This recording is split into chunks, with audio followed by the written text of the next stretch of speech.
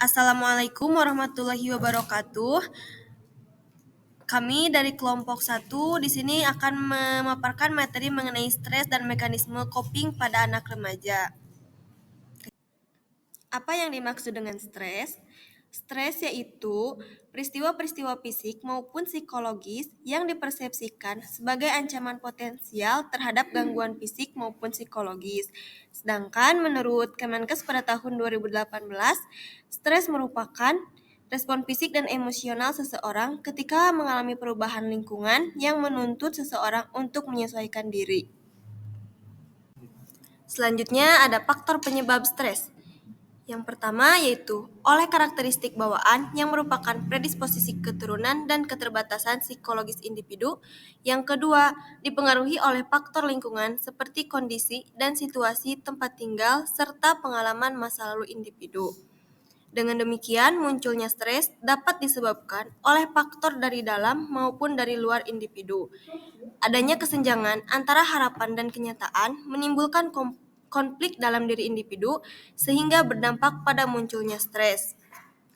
Nah, untuk contoh individu mengalami stres yaitu seperti perasaan cemas mengenai hasil yang dicapai, aktivitas yang tidak seimbang, tekanan dari diri sendiri, suatu kondisi ketidakpastian, perasaan bersalah, dan kondisi sosial ekonomi. Selanjutnya ada respon stres. Menurut Kozier pada tahun 2004, sesuai dengan tahap perkembangan remaja, sumber stres pada remaja yaitu menerima perubahan fisik, mengembangkan hubungan yang melibatkan ketertarikan seksual, mencapai kemandirian dan memilih karir. Sedangkan respon stres pada indikator kognitif yaitu mencakup pemecahan masalah, yaitu berpikir melalui situasi yang mengancam menggunakan langkah spesifik untuk mencapai solusi. Yang kedua, penstrukturan, yaitu perencanaan atau manipulasi situasi sehingga kejadian yang mengancam tidak terjadi. Yang ketiga, kontrol diri atau disiplin diri, yaitu menunjukkan perilaku dan ekspresi wajah yang menggambarkan rasa dapat mengontrol atau berwenang. Yang keempat, supresi, yaitu menempatkan pikiran atau perasaan di luar ingatannya secara disadari dan disengaja. Yang kelima, fantasi atau bermimpi, sama dengan berhayal, yaitu keinginan dan harapan yang tidak terpenuhi dibayangkan terpenuhi, atau pengalaman yang mengancam dikerjakan kembali atau diulang kembali sehingga akhirnya dapat berbeda dari kenyataan.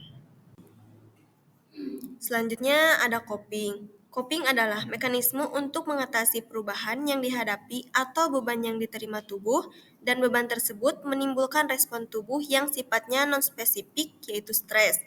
Apabila mekanisme coping ini berhasil, seseorang akan dapat beradaptasi terhadap perubahan atau beban tersebut.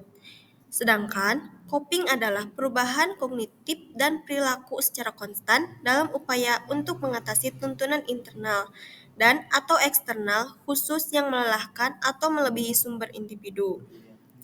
Mekanisme coping merupakan cara yang digunakan oleh individu untuk mengatasi perubahan dalam menyelesaikan masalah, menyesuaikan diri dengan perubahan, dan respon terhadap situasi yang mengancam yang dapat menimbulkan respon stres, baik secara kognitif maupun perilaku. Yang selanjutnya strategi coping.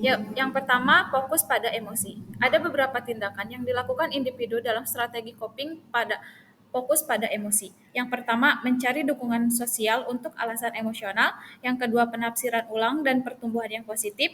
Yang ketiga, penyangkalan. Yang keempat, penerimaan. Yang kelima, beralih ke agama. Yang keenam, fokus dan melampiaskan emosi. Yang ketujuh, pelepasan perilaku. Yang kedelapan, pelepasan mental. Yang kedua, fokus pada masalah. Beberapa tindakan yang dilakukan individu dalam strategi coping fokus pada masalah. Yang pertama, penanganan aktif. Yang kedua, perencanaan. Yang ketiga, penekanan. Yang keempat, penanganan pengekangan. Dan yang kelima, mencari dukungan sosial untuk alasan instrumental.